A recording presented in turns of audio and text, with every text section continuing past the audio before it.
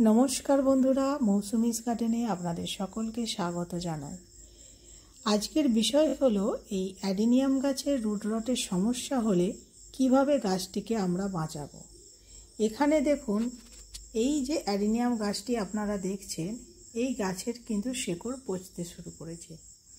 বৃষ্টির কয়েকদিন জল পেয়েছে আর অ্যাডিনিয়াম গাছের শেকড় পচতে শুরু করেছে। অতিরিক্ত জল বা বৃষ্টির জল এই অ্যাডিনিয়াম গাছ একেবারেই সহ্য করতে পারে না আর তার ফলে কি হয় এই গাছের গোড়া পচতে শুরু করে। আমার এই অ্যাডিনিয়াম গাছটি দেখুন এইখানের মোটা একটি শেকড় পচতে শুরু করেছে। এখন আমি এই গাছটিকে কিভাবে পরিচর্যা করব সেটি আমি আপনাদের সঙ্গে শেয়ার করব। প্রথমে গাছটিকে তুলে ভালো করে জল দিয়ে ধুয়ে নিচ্ছি। এইভাবে জল দিয়ে ধুয়ে নিলে গাছের মধ্যে আর কোনো মাটি থাকবে না। পরিষ্কার করে ধুয়ে নিয়ে এই গাছটিকে আমি 2 থেকে 3 দিন রেখে দিয়েছিলাম। দেখুন বন্ধুরা 2 দিন থেকে 3 দিন রাখার পর গাছটা প্রায় ড্রাই মতো হয়ে গেছে। এখন আমি এই গাছের কিছু কাটিং করব শেকড়ে। প্রথমে আমি কাটিং করব যেই অংশটা পচতে শুরু করেছে। একটা ধারালো চাকুর সাহায্যে এই জায়গাটাকে কেটে ফেলবো। দেখুন বন্ধুরা ভেতরে দেখা যাচ্ছে কিভাবে পচন শুরু হয়েছে। যতটা অংশ পচা থাকবে আমি ঠিক ততটা অংশ কিন্তু কেটে বাদ দিয়ে দেব। পচনশীল জায়গা কখনোই রাখা যাবে না, কারণ এটিকে যখন আমি রিপোর্টিং করব তাহলে আবার ওই জায়গা থেকে পচতে শুরু করবে।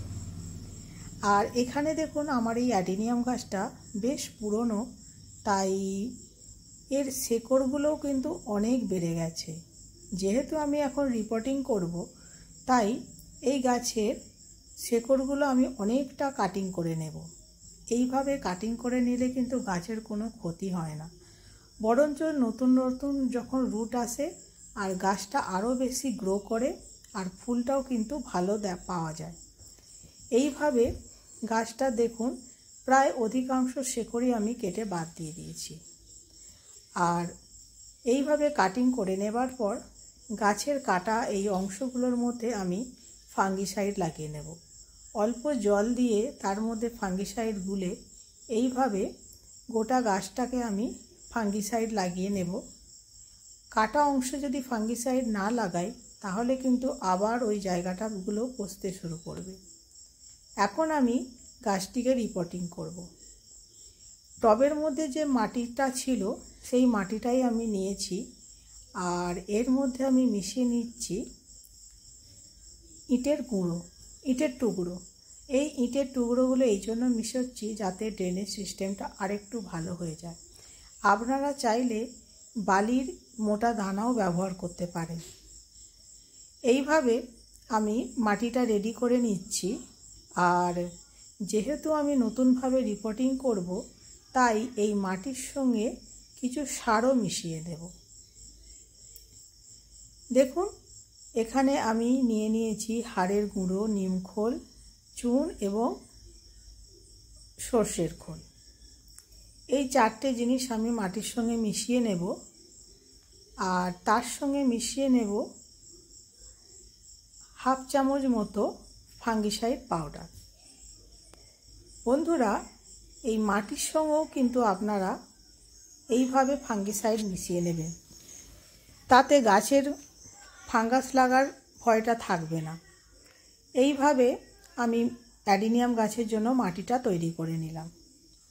দেখুন বন্ধুরা মাটিটা তৈরি করে নেবার পর টবের অর্ধেকটা কিন্তু আমি প্রথমে মাটি ভরে নেব।